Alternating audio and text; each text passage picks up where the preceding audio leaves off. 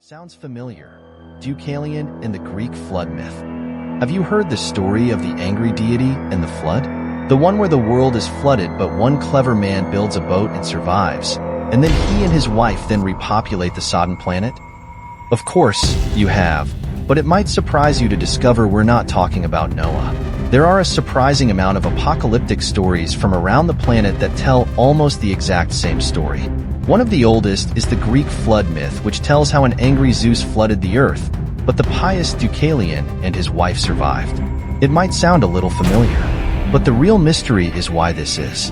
Are these legends borrowing from each other, all descended from some proto-myth about a cataclysmic flood? Or is there something in humanity's earliest memories about such an event, something which has been told and retold by every culture it touched since? Ancient Greece's answer to Noah. There are various accounts of the Great Greek Flood and Deucalion. Some of them are quite similar with only minor variations, while others are wildly different. For the most part, we'll be going with Ovid's, a Roman poet, version of the story with some Apollodorus, a 1st or 2nd century AD mythographer, thrown in. These versions include the most common aspects of the Greek flood myth. In Ovid's Metamorphoses, the tale begins with Zeus hearing of all the immoral goings-on happening on earth. He decides to take a look for himself and visits the house of Lycaon, king of Arcadia. The king of the gods is welcomed by the city's devout residents, and Lycaon prepares a grand feast in his honor. Things take a turn, however, when Zeus discovers that Lycaon plans on tricking him. Lycaon kills and cooks his son, Nyctimus, and serves him to Zeus at the feast, hoping to test how all-knowing the god really is. Zeus is not fooled, being a god after all, and doesn't appreciate being tested by a mortal king. The outraged god returns to Olympus, where he gathers the council of gods. A decision has been reached. Lycaon has sealed humanity's fate. Zeus judges mankind as a whole is as evil as Lycaon and must be eradicated. His first act is to send one of his infamous thunderbolts hurtling at Lycaon's palace, blowing up his sinful sons and turning Lycaon himself into a wolf. His next act is a bit wider in scope. Zeus's follow-up is to wipe out the entire Bronze Age with a massive flood, washing away the evil world of man. Mount Ararat. Where is Noah's Ark, then? Is the Black Sea flood Noah's Great Flood? This is where Deucalion, usually portrayed as the son of the Titan Prometheus, who gave mankind fire, comes in. Prometheus once again goes against Zeus, this time by warning his son of the flood. He instructs Deucalion to build a large chest, in reality a giant boat. This is described by the ancient Greek scholar Apollodorus as being a chest of the following fashion: to make it 50 cubits long, 14 wide, and 8 high. Deucalion and his cousin, or sometimes wife, Pyrrha, then board the boat. They get on board in the nick of time as Zeus begins to flood the earth, covering the land in water and killing every living thing. Every living thing except Deucalion and Pyrrha, that is. Eventually, Zeus notices the still-breathing couple, but seeing their piety decides to spare them. He sends in the north wind to scatter the clouds and calm the storm. The couple then gives their thanks to the kind of merciful Zeus, and the flood waters start to subside. It takes 9 days, but eventually, the waters drop to the point where Deucalion and Pyrrha can land their chest on empty Parnassus, or sometimes empty Etna, empty Athos, or Mount Othrys depending on the version. It is only then they realize they are the only surviving mortals, and they head to the springs of Cepheus to visit the temple of Themis. Themis was a Titaness and a goddess of divine law, order, and custom who commonly played a significant role in the divine order of the cosmos. As such, the couple thought she was the best being to ask for help when it came to repopulating the earth. Themis was happy to help, but her answer was somewhat cryptic.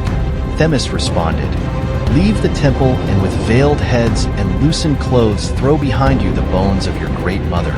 After some deliberation, Deucalion and his wife realized that Themis was referring to Mother Earth, and the bones in her message were rocks.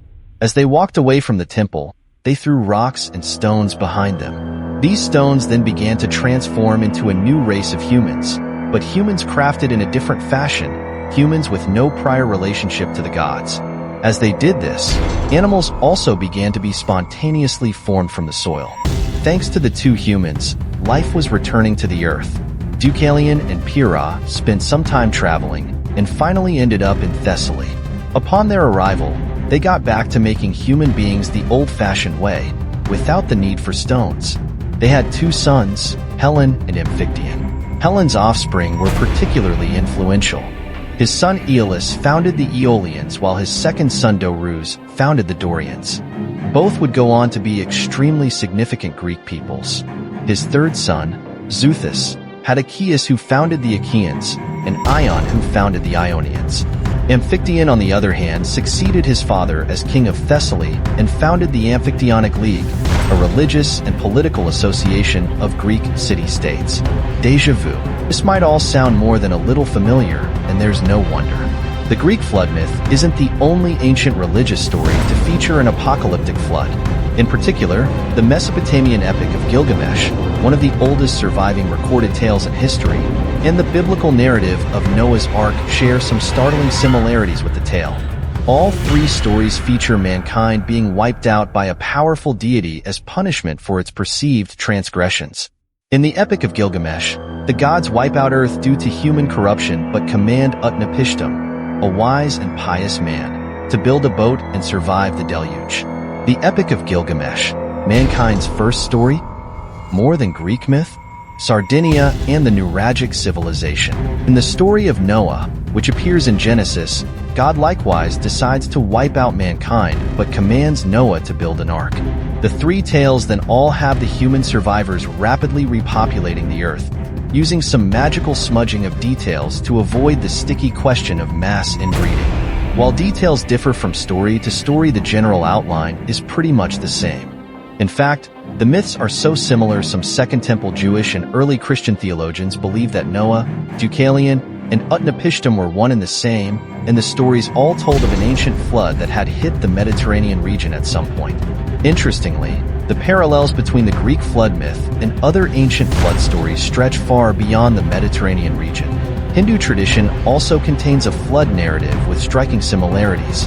In the Hindu epic, the Mahabharata, there is an account of a global deluge known as the story of Manu or Matsya. Like Deucalion, Manu is forewarned about the impending flood and instructed to build a large boat to preserve the seeds of life. As the waters rise, Manu's boat comes to rest on a mountain, similar to the way Deucalion's ark lands on Mount Parnassus. Likewise, the Native American Hopi tribe has similar flood myths featuring themes of divine displeasure, survival in vessels, and the subsequent repopulation of the earth. These similarities suggest a shared cultural motif, emphasizing the universality of such narratives in explaining the origins and challenges of humanity. How can such diverse civilizations feature such incredibly similar stories? Is it evidence that there really was a great flood? After all, there's a point where coincidence can become too implausible. Well, for a long time, people have done their best to try and prove religious tales true. For example, some believe that Noah's Ark rests on Mount Ararat in Turkey. Many have claimed that boat-shaped formations on the mountain are evidence of the Ark, but these claims have never been substantiated by credible archaeological or scientific evidence. The truth is that there is no hard archaeological evidence that a great flood once wiped out much of mankind. We know that massive floods did hit ancient civilizations. The Black Sea deluge of around 5600 BC featured a dramatic rise in sea levels that may have inspired such stories.